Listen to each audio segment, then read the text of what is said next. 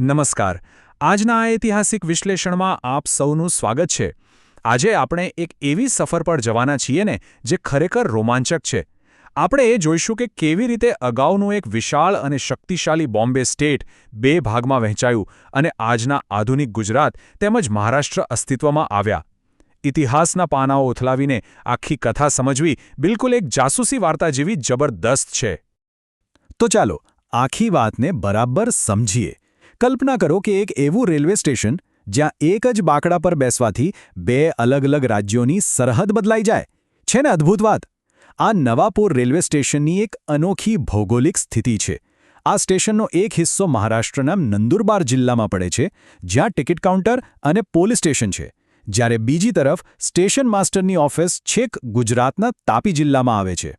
આજે ભલે આ સરહદો એકદમ સ્પષ્ટ દેખાતી હોય, પણ એક સમયે આ બધું જ સળંગ બોમ્બે સ્ટેટનો જ હિસ્સો હતો.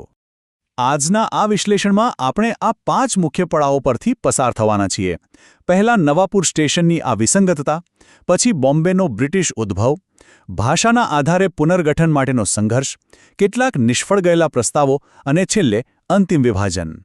તો ચાલો સૌથી પહેલા વિભાગ 1 તરફ આગળ વધીએ.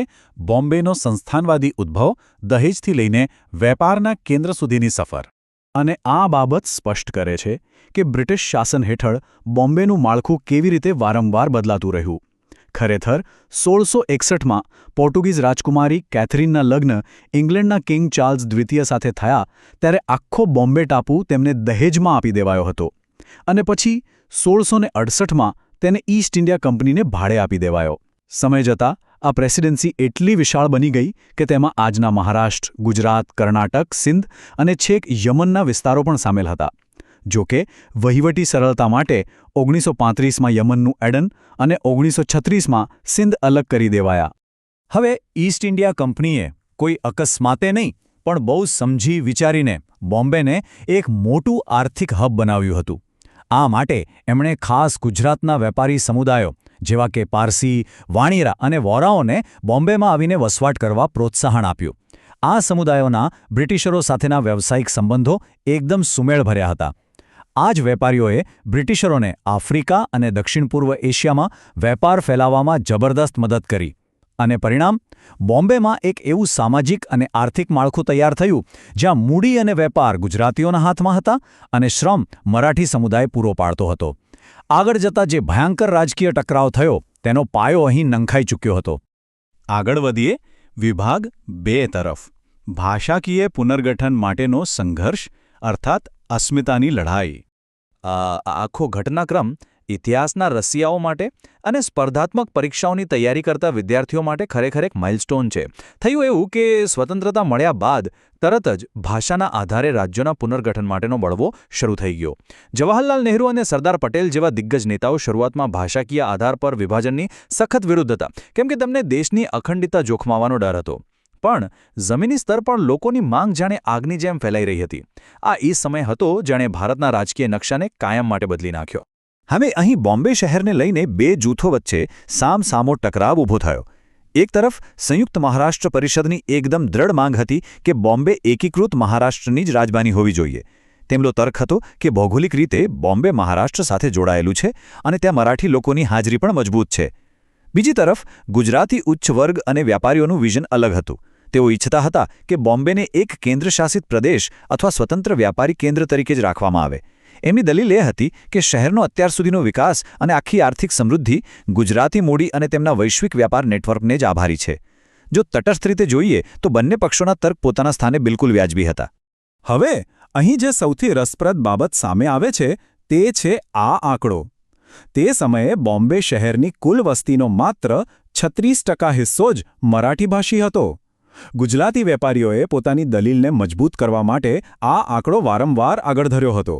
તેમનું સ્પષ્ટ માનવું હતું કે બોમ્બેની મુખ્ય વ્યાપારી ભાષા પણ ગુજરાતી જ છે, તો પછી માત્ર ભૌગોલિક સ્થાનના આધારે આટલા મોટા શહેર પર કોઈ એક જ ભાષાકીય જૂથનો સંપૂર્ણ અધિકાર કઈ રીતે આપી શકાય? અને આ જ તણાવ વચ્ચે આવે છે વિભાગ 3, નિષ્ફળ પ્રસ્તાવો અને વિરોધ, જાણે એક ઉકળતો ચરુ. આ પરિસ્થિતિને થાળે પાડવા માટે સરકારનું પહેલું મોટું પગલું હતું 1948માં એસ.કે. ધર કમિશનની રચના. પરંતુ આ કમિશનને તો સ્પષ્ટપણે ભાષાના આધારે રાજ્યોના વિભાજનની ના જ પાડી દીધી. લોકો માટે આ અહેવાલ જાણે એક સ્વાધીન ફળ સમાન સાબિત થયો, કારણ કે તે બોમ્બેના સળગતા પ્રશ્નનો કોઈ જ નક્કલ ઉકેલ આપી શક્યું ન હતું.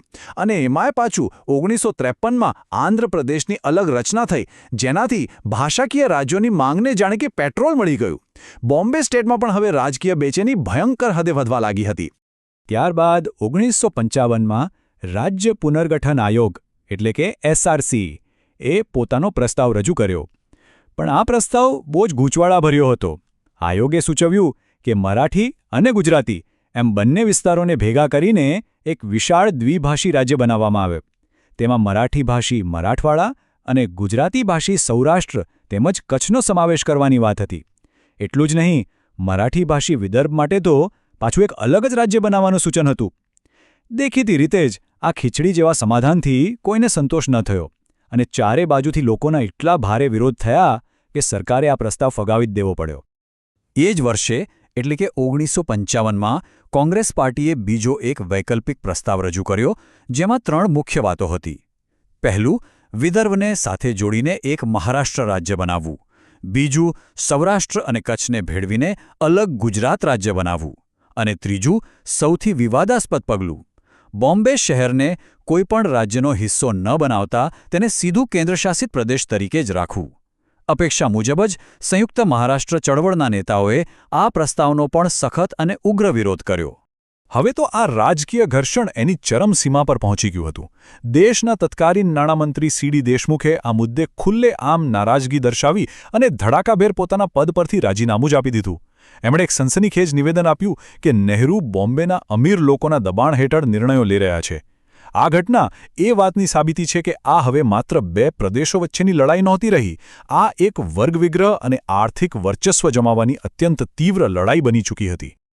ચાલો હવે વિભાગ 4 તરફ આગળ વધીએ અને જોઈએ કે આ આખો મામલો કેવી રીતે એક ઉકેલ સુધી પહોંચ્યો. અંતિમ વિભાજન. કમનસીબે આ વિવાદે હિંસક વળાંક લીધો. બોમ્બે અને ગુજરાતના વિસ્તારોમાં થયેલા વ્યાપક રમખાણો અને ભારે નુકસાન બચી આખરે બંને પક્ષોને જમીની વાસ્તવિકતાનું ભાન થયું. ધીમે ધીમે ગુજરાતીઓને એ સમજાવવા લાગ્યું કે અલગ ગુજરાત રાજ્યની માંગણી પૂરી કરવી અને સાથોસાથ બોમ્બે શહેરને પણ માત્ર પોતાની જ પાસે રાખવું, આ બંને વાતો એકસાથે ક્યારે શક્ય નહીં બને. આ જ પરસ્પર સમજણને કારણે આખરે મહાગુજરાત જનતા પરિષદ અને સંયુક્ત મહારાષ્ટ્ર પરિષદ વચ્ચે હિંસા છોડીને વાટાઘાટો અને રાજકીય સમાધાનનો રસ્તો ખુલ્યો. અને આખરે એ ઐતિહાસિક વર્ષ આવી જ પહોંચ્યું 1960. 1 મે 1960ના રોજ બોમ્બે સ્ટેટનું સત્તાવાર રીતે વિભાજન થઈ ગયું. એક બહુ જ લાંબી અને લોહિયાળ લડત પછી બોમ્બે શહેર મહારાષ્ટ્રને સોંપવામાં આવ્યું. સમાધાનના ભાગરૂપે ગુજરાતને કેટલાક વિવાદિત સરહદી વિસ્તારો આપવામાં આવ્યા અને સૌથી મોટી વાત, ગુજરાત રાજ્યની નવી રાજધાની બનાવવા માટે મહારાષ્ટ્ર દ્વારા નાણાકીય સહાય આપવાનું પણ નક્કી થયું. આમ એક નવા જ યુગની શરૂઆત થઈ. વર્તમાન સમયની વાત કરીએ તો આજે આટલા દાયકાઓ પછી પણ બંને રાજ્યો દર વર્ષે 1 મેના રોજ પોતપોતાનો સ્થાપના દિવસ પૂરા ગર્વ અને ઉત્સાહથી ઉજવે છે. મહારાષ્ટ્રમાં આ દિવસે શિવાજી પાર્ક ખાતે ભવ્ય પરેડ જોવા મળે છે, જ્યારે ગુજરાતમાં સાબરમતી નદીના કિનારે આવી જ શાનદાર ઉજવણી થાય છે. અને પેલું બોમ્બે, જેને આજે આપણે મુંબઈ કહીએ છીએ, તે આજે પણ ગુજરાતી મૂડી અને મહારાષ્ટ્રીયન શ્રમનું એક જીવંત, ધબકતું અને અદ્ભુત મિશ્રણ બનીને ઊભું છે. તે આજે પણ દેશના સૌથી મોટા સાંસ્કૃતિક અને આર્થિક કેન્દ્રોમાંનું એક છે. તો આ આખી ઐતિહાસિક સફરના અંતે એક બહુ જ મોટો અને વિચારવા જેવો પ્રશ્ન ઊભો થાય છે. ઐતિહાસિક સરહદો આજે પણ આપણી આધુનિક આર્થિક અને સાંસ્કૃતિક ઓળખને કેવી રીતે આકાર આપવાનું ચાલુ રાખે છે? સાચું કહીએ તો ઇતિહાસ ક્યારેય માત્ર ભૂતકાળ પૂરતો સીમિત નથી રહેતો. તેની સીધી અસર આજના રાજકીય અને ભૌગોલિક માળખા પર આપણે સ્પષ્ટપણે જોઈ શકીએ છીએ. આશા છે કે સ્રોતો પર આધારિત આ ઐતિહાસિક પ્રસ્તુતિ દ્વારા આ જટિલ ઇતિહાસને સરળતાથી સમજવામાં મદદ મળી હશે. તો આવા જ રસપ્રદ તથ્યો સાથે ફરી મળીશું. ત્યાં સુધી વિચારતા રહો અને શીખતા રહો.